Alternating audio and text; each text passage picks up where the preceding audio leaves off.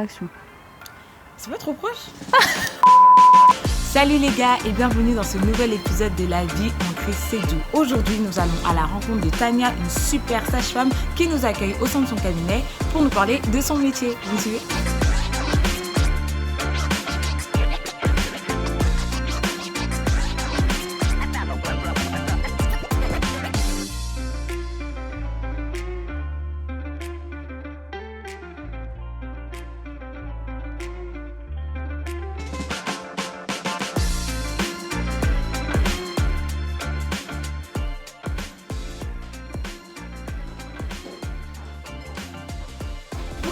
Salut, comment tu vas? Ça va très bien, ça malgré le froid. Oui, ça va. Tu peux m'expliquer où est-ce qu'on est ici? C'est trop beau. C'est ma petite maison, mon lieu de travail, donc bienvenue au cabinet des billes.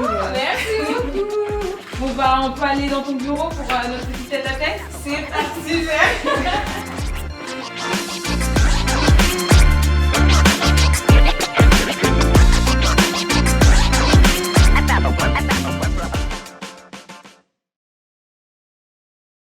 Merci Tania d'avoir accepté ce temps de tête à tête avec moi pour discuter du coup de ton métier de sage-femme. Franchement, merci, tu nous accueilles ici dans ton bureau, dans ton cabinet, c'est incroyable, donc merci infiniment. Avec plaisir.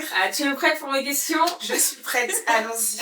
Alors tout d'abord, j'aimerais juste te poser une question assez simple. Est-ce que tu peux nous expliquer le métier de sage-femme? Très très bonne question parce que aujourd'hui encore beaucoup de femmes ne connaissent pas le métier de sage-femme. C'est une profession médicale, c'est-à-dire qu'on a un droit de prescription, un droit de diagnostic également. Donc nous sommes vraiment des actrices de première ligne dans la santé des femmes puisque nous accompagnons les femmes de la puberté à la ménopause et nous avons un champ de compétences assez varié puisque nous assurons des consultations de gynécologie, de dépistage, de contraception, nous assurons vraiment beaucoup de choses. Les suivis de grossesse, les accouchements en milieu hospitalier mais également à domicile, tout le suivi postnatal également de la mère, du nouveau-né, la rééducation du périnée. On peut travailler également en milieu hospitalier, en libéral, dans les plannings familiaux, en centre également de procréation médicale assistée, dans les PMI. Enfin ouais, c'est très large. Merci beaucoup, on se rend pas compte du champ de la sage-femme en fait et tout ce qu'elle peut faire, donc c'est vraiment important je pense d'en parler. Et est-ce que toi, quand tu repenses à ton adolescence, etc., est-ce que tu te prédestinais à cette carrière de sage-femme? Pas du tout, franchement pas du tout. J'ai effectué une filière des sciences sanitaires et sociales, donc j'ai obtenu un bac ST2S, donc qui me prédestinait à travailler dans le milieu social, de santé, paramédical également, mais j'avais pas forcément en tête un métier particulier. Donc je m'étais inscrite en fac de médecine parce que c'est vrai que ma mère me poussait en tout cas à monter encore, à m'élever, mais j'avais pas à cette époque en tout cas la maturité nécessaire, je pense pas assez d'assurance pour envisager ce cursus. Donc voilà, j'ai quand même fait l'inscription, je savais qu'en septembre j'allais entamer la rentrée et entre-temps c'est ma mère qui m'a donné cette information-là, me disant qu'en Belgique j'avais la possibilité d'entamer des études de sage-femme, donc l'inscription se faisait sur dossier et sur tirage au sort. Wow. Donc exactement. Donc franchement c'était une bonne nouvelle parce que je me disais ça c'est un métier que je ne connais pas, j'en ai pas entendu parler oui tout de suite je me suis dit ça t'a intéressé. Ça m'a intéressé, pourquoi pas. Ok, incroyable. Comme quoi, c'est pas forcément, on se dit, bon, moi j'ai envie de faire ça. En fait, tout peut changer selon le fait comment tu grandis, ta manière de te développer. Donc, je pense que c'est important de dire que c'est pas parce que à 6 ans, tu penses ça que tu vas penser la même chose quand tu auras 18, 19 ans. En tout cas, on est contente que tu suivis cette voie-là. Juste pour continuer par rapport à ça, du coup, t'es allée en Belgique. C'était pas trop compliqué d'être seule en Belgique? Parce que j'imagine que t'étais pas avec ta famille, du coup. J'étais pas avec ma famille, j'avais de la famille en Belgique. C'est ce qui a aussi motivé le choix, ce choix-là, parce que ma maman savait que je venais d'avoir 17 ans, j'allais avoir le bac, mais elle savait que j'allais pas être toute seule. Et entre-temps, ma grande sœur également avait eu ce projet parce que la filière dans laquelle elle était ne l'intéressait pas forcément. Donc ça m'a encore plus motivée à savoir qu'on allait être deux. Donc, nous avons fait notre inscription et on savait que la rentrée, c'était, je crois, en septembre. Oui. Mais on n'avait pas de retour. Ouch. Donc, on commençait à Après, stresser. Surtout ma mère. Elle stressait. Elle stressait vraiment beaucoup. Enfin, surtout qu'on n'avait pas eu de retour, en fait. Et surtout que la rentrée commençait. Donc, en dehors de tout ça, il y avait les stages à prévoir, les tenues, les cahiers, les déménagements. En fait. Donc, voilà, tout simplement se préparer. Donc, on se dit qu'on avait tout l'été et au final, voilà. Et c'est comme ça que ma mère a dit non mais là vraiment la rentrée va commencer, vous avez toujours pas eu de retour, c'est mort vos concerts. Ah ouais. Donc on avait également un oncle, donc vraiment merci aussi à cet oncle-là qui résidait en Belgique. Donc ma mère a dit à ma grande sœur, je sais même pas où est-ce que j'étais moi, mais en tout cas c'est ma grande sœur qui est partie. C'est ma grande sœur qui est partie avec mon oncle, ils sont allés du coup à l'école pour savoir ce qu'il en était par rapport à notre inscription. Donc quand elle arrive du coup au secrétariat pour savoir ce qu'il en est, donc elle demande à avoir des nouvelles et la dame la secrétaire, lui répond, ah oui, les sœurs Bomba, c'est bon, vous avez été admises. Exactement, donc franchement, en fait, on a tellement stressé, on s'est rendu compte que l'inscription s'est fait même d'une manière assez... C'était déjà fait, c'était au contrôle voilà, en fait. C'est vraiment ça, on s'inquiétait. Incroyable, C'était déjà fait. Ah là là. Donc, en tout cas, merci à cet oncle et merci à Dieu d'avoir fait en sorte que vous soyez inscrit. Ok, c'est trop cool. Ça s'est fait comme ça, et c'est comme ça qu'on a fait tout. Incroyable. Pour pouvoir aller s'installer et commencer le cursus. Belle aventure entre sœurs, ça. Très belle aventure. Mais ouais, franchement, très belle aventure. Incroyable. Ok. Là, on va parler d'une partie un peu plus intime, on va dire, du coup, ta relation avec Christ. Est-ce que tu peux nous dire quand est-ce que ta rencontre avec Christ, elle s'est opérée? Ouais. Ah là là. Non, mais franchement, j'aime cette question. Ouais, j'aime cette question parce qu'en fait, ça a été le début. Ouais. Franchement, ça a été le début. Ça a été le début de ma nouvelle naissance, de ma nouvelle vie. Donc, je vais essayer de faire court parce que le témoignage est quand même un peu long. Mais pour vous dire, j'ai rencontré le Seigneur en 2017. C'était ma dernière année. Je préparais mon mémoire. Et je me souvenais qu'à cette époque-là, il y avait la conférence du pasteur Marcelo. Donc, c'était vraiment juste à côté. Mais j'étais en pleine rédaction de mon mémoire. Il fallait que je le rende. Donc, c'était un peu compliqué. Et j'étais pas du tout en Christ. Donc, le zèle, tout ça, il n'y avait pas spécialement. Donc, mais j'écoutais souvent le pasteur Marcelo parce qu'en plus à cette époque-là j'avais une rupture amoureuse. Je commençais à regarder direct. Alors là, je commençais à regarder les vidéos du pasteur Marcelo, les enseignements. Donc en fait Dieu il préparait vraiment mon cœur. Terrain, avec un peu de recul tu te rends compte que le Seigneur il préparait déjà mon cœur. Et c'est comme ça que mon frère m'a dit, mon petit frère Dimitri m'a dit, écoute, là, il y a la conférence du pasteur Marcelo, moi, je vais venir et j'aimerais vraiment que tu puisses venir avec moi. Mais j'ai dit, mais moi, je peux pas, là, j'ai mon mémoire, etc. Mais il avait tellement insisté. Bon, à cette époque-là, j'avais pas spécialement la sensibilité de l'esprit, mais là où le Seigneur a pu m'accrocher, c'est parce que j'écoutais déjà le pasteur Marcelo, j'aimais beaucoup son ministère. Donc, je me suis dit, en plus, c'était juste à côté au Palais des Congrès, c'était vraiment à côté de chez moi. Et face à l'insistance de mon frère, je me suis dit bon pourquoi pas, et en plus il venait en Belgique, c'était aussi peut-être l'occasion. Et donc ce jour-là, j'ai fait un pacte avec le Seigneur. Je lui ai dit écoute, moi je te connais pas, mais apparemment tu es le Dieu, tu existes, tu peux changer nos vies, nos cœurs. Je me suis dit pourquoi pas. Je fais un pacte du coup avec le Seigneur, j'ai dit écoute, moi je suis en pleine rédaction de mon mémoire, je vais faire le nécessaire pour pouvoir me libérer et te rencontrer, mais la seule chose que je te demande, c'est de m'accorder ce diplôme, de me faire cette faveur, et plus jamais je ne te laisserai. Donc c'est comme ça que je révisais en plus à l'époque avec une amie, Francesca, et on faisait du coup notre mémoire, et je lui dis écoute moi il y a une conférence à laquelle je dois participer, donc il faut absolument que j'y aille. Donc on a accéléré un petit peu les choses, limite après j'ai dû la laisser je pouvais plus trop travailler avec elle, j'étais motivée de fou, et j'avais dit à mon frère je viendrai qu'à un seul jour de la conférence. Donc le premier jour, powerful. C'était tellement bien, j'ai dit c'est comme ça. J'ai dit non, moi je peux pas rater. En plus, tu sais, souvent dans les conférences, on dit le deuxième jour, le troisième jour. Tout le temps. Faut venir. Donc je me suis dit, j'avais déjà goûté en fait. Donc je me suis dit, je peux pas rater. Donc c'est comme ça que je suis venue le deuxième jour. Incroyable. Et le troisième jour, il avait dit que beaucoup vont être baptisés du Saint-Esprit, etc. Je me suis dit, je sais pas ce que c'est, mais en tout cas, je dois être ça. Voilà. Mon frère de me regarder seulement. C'est bon, il y a un truc. Elle est vraiment dans la sauce. Et c'est comme ça que le troisième jour, j'étais présente et là j'ai été touchée par le Saint-Esprit pour la première fois de ma vie. Donc le pasteur Marcelo nous avait invités tous à nous tenir par les mains et il nous avait dit que le vent du Saint-Esprit va souffler, etc. Et moi j'étais projetée vers l'arrière. Je me suis dit mais non, c'est parce qu'on se il y a quelque chose. Il y avait peut-être trop de tension, c'est comme ça. Oh, le Saint-Esprit m'a dit tu veux résister. Deuxième fois, deuxième fois, mon frère il me regardait. Troisième fois, j'ai dit là c'est plus l'attention. Là c'est plus l'attention, il y a vraiment quelque chose qui s'est passé. Incroyable. Et ce jour-là, même l'adoration, la louange, je me suis sentie, franchement, j'avais jamais, mais vraiment jamais ressenti ça. Et nous sommes rentrés à la maison, c'est là que mon frère m'a tout raconté. Donc voilà, je vais faire court, mais c'est là qu'il m'a tout raconté, qu'en réalité, le Seigneur lui avait dit que c'était mon jour, c'était mon temps, c'était pour ça qu'il fallait qu'il vienne. Il m'a raconté comment il a été combattu pour venir à Liège. C'est là qu'il lui-même, il m'a raconté son propre témoignage, sa propre conversion, sa propre rencontre avec le Seigneur. Et donc c'est là qu'il m'a vraiment parlé du monde spirituel, de l'impact qu'il pouvait avoir sur nous, sur notre famille.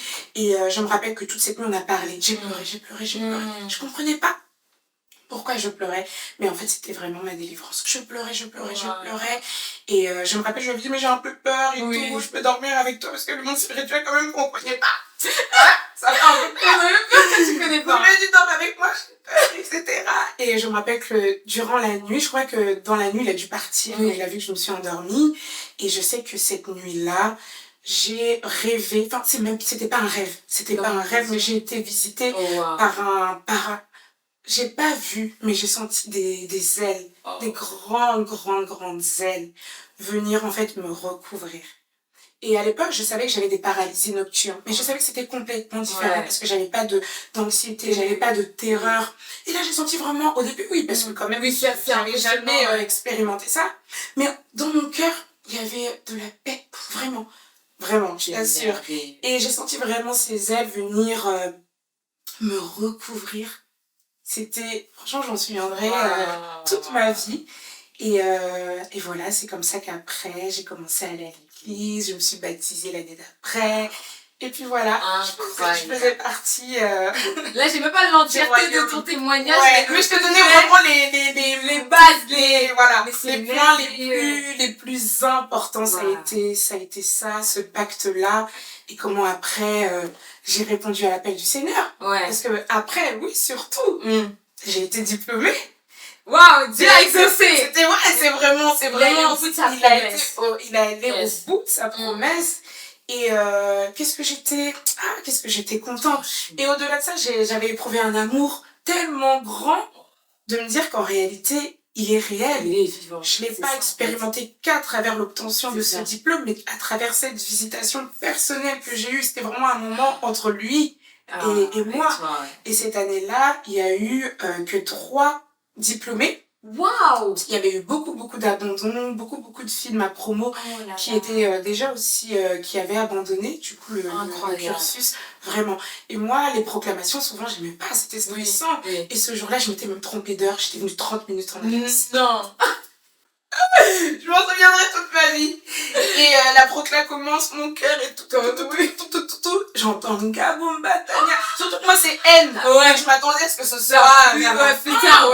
Je vois un nom, 2 noms, bim, comme tu dis, j'entends en plus, il y avait que 2 noirs, 2 africaines, on était 3, je crois, 3 africaines dans la classe. Ma sœur, elle avait arrêté le cursus. Donc, je savais que le Nga, là, c'était que moi. Donc, j'entends Ngabomba Tania, j'ai dit non. En plus, je suis revenue en avance. Et donc voilà, c'est comme ça que mon histoire avec le Seigneur. C'est tellement une belle histoire parce que en fait lorsque tu me parles du coup de ton frère pardon qui t'a accompagné, ça me fait penser un peu à l'histoire de Pierre et de Corneille. Pierre il a fait ce chemin en fait pour aller voir Corneille parce que Corneille avait rencontré Dieu mais il n'avait pas encore l'arrivation de Jésus. Mais Pierre même s'il comprenait pas, il s'est dit mais qu'est-ce que Dieu, il est quand même allé voir cet homme et cet homme a été sauvé avec sa famille. Donc franchement on a besoin d'hommes comme ça donc je bénis la vie de ton frère. On a besoin de personnes comme ça. Waouh! En tout cas, merci pour ton témoignage. Avec plaisir. Ça m'a plus place, j'ai oublié mes questions carrément. Pour continuer sur la lancée du fait que tu allies du coup être sage-femme et chrétienne, quels moyens tu mets en place pour montrer Christ dans ton métier? Parce que c'est vrai, bon, quand t'es dans le ministère de la parole, bah tu prêches Christ, mais quand on est dans le travail du séculier, comment on peut prêcher Christ, tu vois? C'est différent. C'est une belle question parce que en réalité ça fait partie de notre vie au quotidien et j'aime dire que je n'ai pas forcément à le revendiquer mais plutôt à le manifester parce qu'on a parfois tendance à être dans le faire mais pas beaucoup d'être être vraiment et en réalité Christ fait partie de moi. Donc, comme je dis souvent à Dieu, ce que tu travailles en moi, en réalité au quotidien, je n'ai qu'à le donner.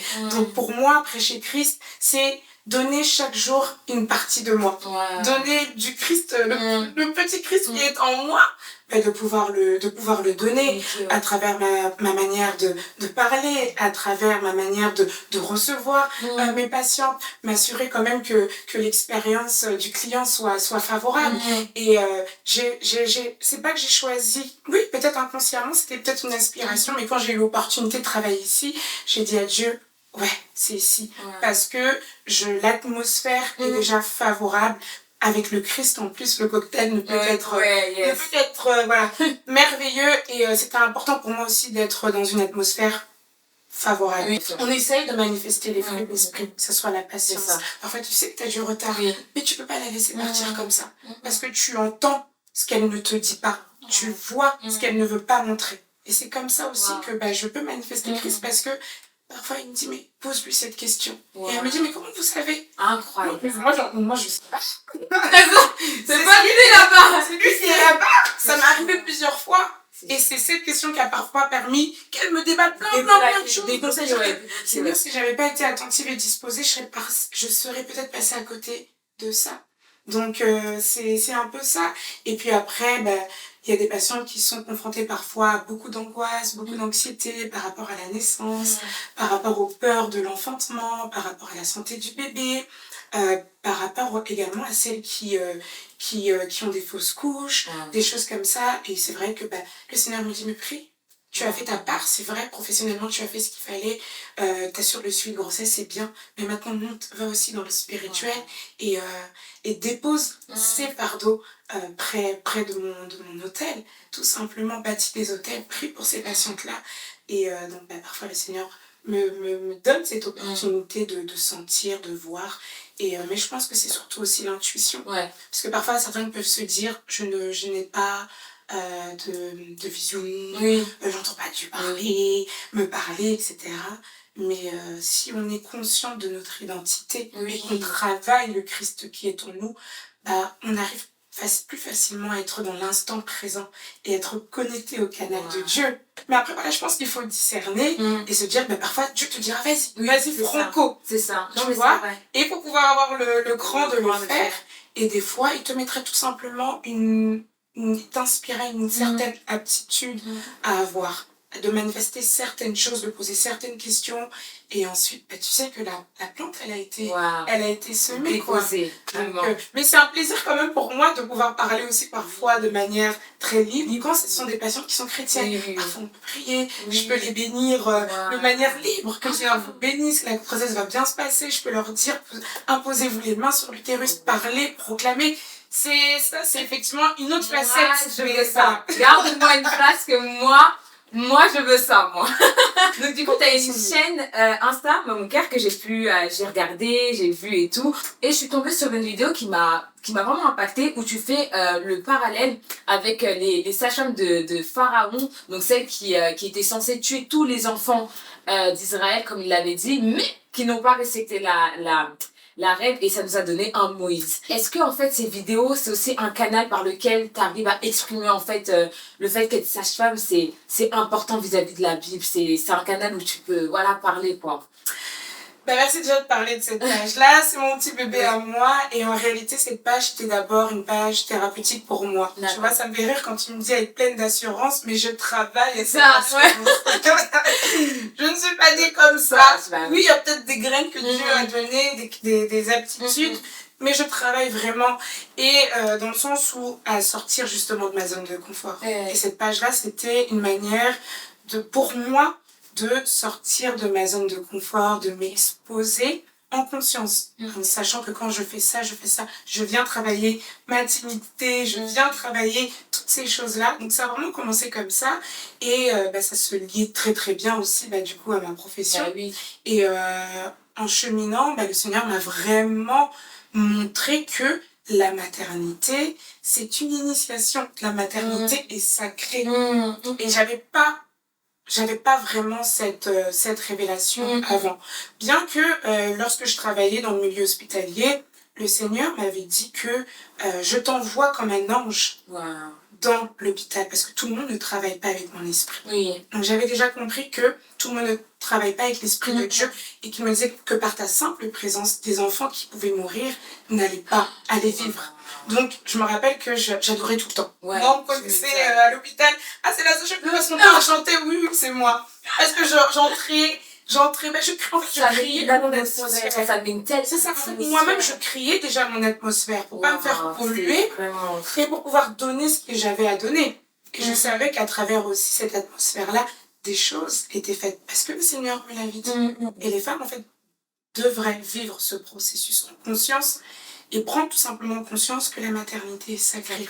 Et on doit pouvoir également accompagner cette transition en conscience et avec l'aide du Seigneur. Et c'est le message que je vais faire passer aux mamans, tout simplement. Via Mamou Care déjà. Franchement, en tout cas, merci, parce que ta page, elle est vraiment magnifique. Je vous conseille vraiment d'aller vous abonner à cette page. On apprend vraiment beaucoup de choses en tant que jeune femme. Pas seulement si on attend un bébé. Moi, j'attends pas de bébé, mais je regarde, je m'instruis, et c'est vraiment super édifiant. Merci. Voilà. Écoute, Tania, on arrive à la fin déjà de cet entretien. J'étais bien là. Merci infiniment pour toutes tes réponses, et on voit vraiment que tu es conscientisée par rapport à ton métier. Et je pense que c'est vraiment ça qui est important, c'est vraiment de savoir en fait ce qu'on fait en fait, et de pas seulement avoir un métier pour avoir un métier. Je pense que c'est tellement dommage, et je bénis vraiment Dieu pour la vie, ta vie et ce que tu fais à travers ton métier. Est-ce que tu pourrais donner quelques conseils à des personnes qui voudraient se lancer dans cette carrière de sage-femme, pour un peu les aiguiser et leur donner un peu des tips, des conseils? C'est une belle question, parce que je sais que c'est pas toujours évident. Même là, en ce moment, j'ai beaucoup de personnes qui me disent que j'ai toujours voulu être sage-femme, que je dois me reconvertir. Et c'est un peu difficile. Déjà, j'encourage vraiment toute personne, en tout cas tout projet confondu. Mais là, comme on parle quand même de métier, je vais prêcher pour ma paroisse. Donc, je dirais dans un premier temps, bien se renseigner sur la formation. Ne pas hésiter à prendre contact avec d'autres praticiens. De chercher les sages-femmes qui sont autour de vous. Allez, n'ayez pas peur. En plus, aujourd'hui, on a les réseaux. Donc, il ne faut pas avoir peur de rentrer en contact afin d'avoir une vision beaucoup plus éclairée concernant la profession, des tenants, avoir les tenants, les aboutissants. Et de pouvoir aussi participer aux journées portes ouvertes. Parce que c'est vrai qu'on peut parfois avoir les profs, connaître un petit peu la vision de l'école, avoir des renseignements tout simplement qui vont être assez déterminants concernant les modules, les stages, comment ça se passe, comment en tout cas est orchestrée la formation. Je pense que c'est déjà très très important. Ensuite, je dirais que c'est important d'être bien entouré. Moi, ma mère, elle a eu quand même un grand rôle par rapport à mes études. Elle a toujours été là pour m'encourager. Même ma dernière année, là où c'était un petit peu compliqué par rapport au mémoire, elle s'est déplacée. Elle a travaillé avec moi pour le mémoire. Elle m'a aidé à trouver une promotrice. Franchement, elle a été là. Et surtout, c'est quand parfois tu es découragé. C'est important d'avoir des personnes qui peuvent te relever, qui peuvent t'aider à sortir de l'eau. Tout le monde n'a peut-être pas aussi ses parents, mais de trouver un entourage qui pourra te relever quand tu es parfois découragé, et qui pourra te recentrer. Donc, que ce soit parfois même des amis. Voilà. De bien choisir son cercle d'amis, avoir des amis qui ont vraiment un mindset, qui vont t'aider justement aussi à te propulser. Moi, c'est ce que j'ai rencontré beaucoup aussi en Belgique. D'autres filles également qui faisaient d'autres cursus, et qui passaient par là. Et puis, Harmonie, Christelle, Béni, tout ça. On a vraiment marché comme ça. Donc, on révisait ensemble. On faisait aussi nos sorties ensemble, mais on savait que quand il faut bosser, il faut bosser. Tu vois, et ça, c'est super aussi important. Et ensuite, je dirais, bah oui, bien sûr, mettre Christ dans ce projet. Yes. Tu fais ta part, tu t'entoures bien, mais tu fais également ta part. Ok, bah, je pense qu'il y a plein de conseils pour vous là. N'hésitez pas, si vous avez des questions, peut-être envoyer un message à Maman Mouquet qui sera très heureuse de répondre. Il faut pas se cacher et faut vraiment aller droit dans sa destinée. Je pense que c'est vraiment essentiel. Et voilà, en tout cas, merci pour tes conseils. Est-ce que tu as des futurs projets à venir, peut-être des choses que tu veux nous parler? Oui, j'ai des petits projets, mais j'ai oublié un truc aussi très important pour les conseils. Accepter de sortir de sa zone de confort. C'est un métier durant lequel, ce qui va vraiment te permettre de pouvoir bien travailler, c'est de pratiquer. Oui. Moi, j'étais quelqu'un, je me cachais un peu. Donc, c'est-à-dire, quand j'étais suivie avec une sage-femme, j'étais un peu timide. Ouais. Quand on appelait pour des soins, j'étais pas la première à forcément partir. Donc, ça a pu me porter préjudice par la suite. Donc, quand il y a des prises de sang, poser des cathéters, poser une sonde, vas-y. Même si tu te trompes, vas-y. Et ne choisis pas toujours la sage-femme qui paraît la plus sympa. Choisis souvent celle que tout le monde met un peu de côté parce qu'elle va être beaucoup plus pédagogue. En tout cas, ça a été mon expérience. C'est ce que j'ai souvent un petit peu remarqué. D'accord. Mais vraiment, n'hésite pas. Va quand il y a des soins. Même si t'as peur, vas-y. La peur, c'est normal, mais qu'elle ne te bloque pas. Si elle t'a peut-être bloqué une fois, deux fois, tu te dis, prochain stage, j'y vais. Parce qu'en réalité, c'est la pratique. Il y a l'Esprit de Dieu, c'est vrai, mais il y a la pratique. Donc voilà. Et pour non, c'est très important parce que j'ai ça. T'as raison. Et du coup, j'ai un peu oublié. Mais les projets, c'est ça. Les projets, oui, je m'intéresse beaucoup à la médecine holistique, c'est-à-dire de pouvoir prendre en charge le patient dans sa globalité. Parce que nous sommes un corps, une âme et un esprit. Et la médecine, on va dire conventionnelle, se concentre essentiellement sur le corps, mais pas l'âme et l'esprit.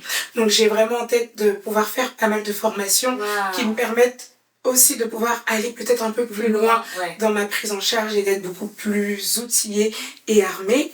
Et je m'intéresse beaucoup également à tout ce qui a trait aux soins ancestraux africains, avec les plantes, avec tout ce que nous pouvions faire avant de préparer l'utérus de la femme dans le postpartum, que ce soit les massages, parce que nous avons également des techniques, souvent de l'Asie, de l'Europe, mais en Afrique, on a des manières également d'accompagner de manière très, très spécifique avec la sagesse africaine, les mamans, les bébés. Donc ça, voilà, c'est des projets que tu veux mettre en place. Ça serait incroyable même que tu ailles peut-être dans un pays d'Afrique pour apprendre des choses comme ça. Des prophétiques, parce que vraiment, je veux pouvoir voyager et aller à la rencontre de cette sagesse, cette sagesse ancestrale qui est très très importante. Ah, ce serait merveilleux. En tout cas, je prie que ça puisse s'ouvrir. C'est déjà fait comme tu as parlé. Là, c'est fait. Amen. Qu'est-ce qu'on peut te souhaiter, Tania, pour la suite? Souhaitez-moi beaucoup de voyages. Je te souhaite. Ouais, beaucoup de voyages, de belles connexions, de belles rencontres qui m'ouvrent l'esprit, qui vont ouvrir mes champs concernant ma pratique. Ça, vraiment, c'est un souhait. Quand tu l'as dit, ça m'a fait rire parce que, justement, c'est vraiment un souhait. Et souhaitez-moi quoi encore? De garder Christ comme mon premier amour parce que sans lui, vraiment, c'est compliqué. Vraiment que vraiment je puisse vraiment lui donner la place, la première place, toujours. Et troisième chose qu'il faut encore me souhaiter, j'ai beaucoup de bébés entre les mains. Et mon souhait, ce serait de tout simplement manifester ces grossesses-là de manière physique sur les femmes que le Seigneur me donnera de rencontrer. Je pense que déjà dans un premier temps, c'est pas mal. On te souhaite en tout cas. Merci beaucoup Tania pour cet échange, pour tout ce que tu as pu nous donner. Et franchement, que Dieu te bénisse. Merci toi aussi. Merci. Et voilà les gars, c'est la fin de cet épisode. J'espère qu'il vous a plu. Peut-être que vous aussi, vous avez pour aspiration de devenir sage-femme. En tout cas, allez-y parce que Dieu est avec vous. On se voit pour le prochain épisode.